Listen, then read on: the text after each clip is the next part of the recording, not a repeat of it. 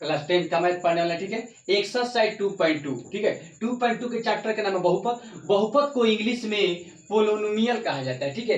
पहला वीडियो में 3 number question बता चुके हैं, ठीक है। अब इस वीडियो में आपको 4 नंबर क्वेश्चन बता रहे हैं, ठीक है। बोर्ड पर क्वेश्चन लिखा हुआ है, ठीक है, कि 4u² प्लस 8u, इसको आपको क्या करना है, गुणनफल विधि से ज्ञात करना है, ठीक है। तो लिखेंगे आपको कि यहाँ पर 4u, तो u प्लस 2 बराबर 0।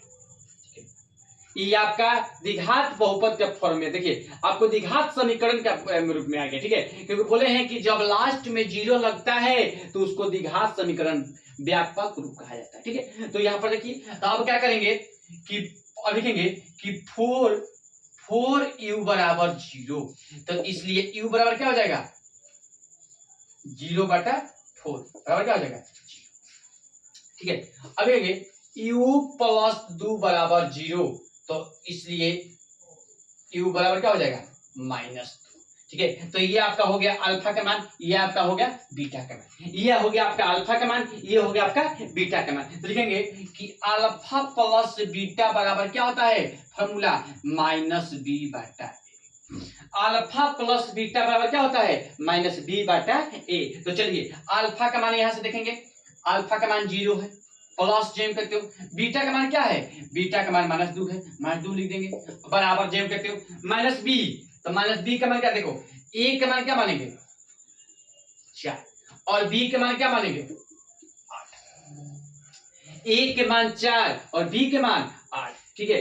तो लिखेंगे कि -b/a, तो मतलब कि -8/a, ठीक है।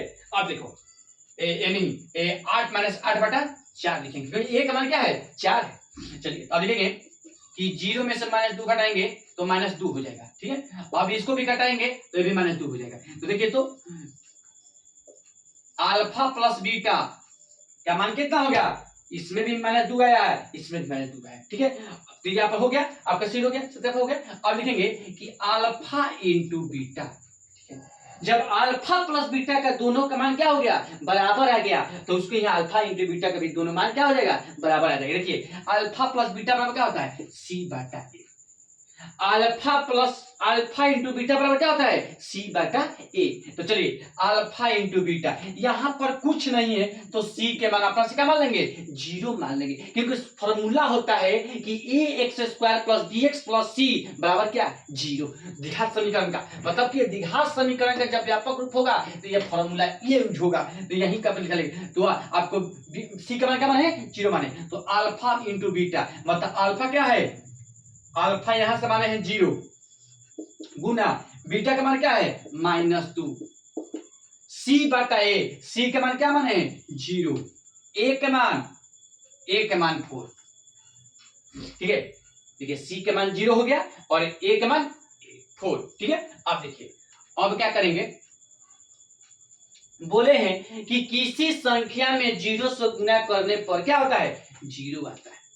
किसी संख्या में 0 से गुणा करने पर क्या होता है, 0 आता है, और किसी संख्या में 0 से भाग देने पर संख्या क्या आता है, 0 आता है। तो देखिए, तो आपका अल्फा इंटू बीटा का मान क्या हो गया, 0 आ गया, मतलब दोनों पार्टी से क्या हो गया, 0 आ गया, मतलब दोनों बराबर आ गया। इसका मतलब कि आपका बुक में आंसर क्या होगा, आपका बुक में एगो आया होगा -2, एगो आया होगा 0।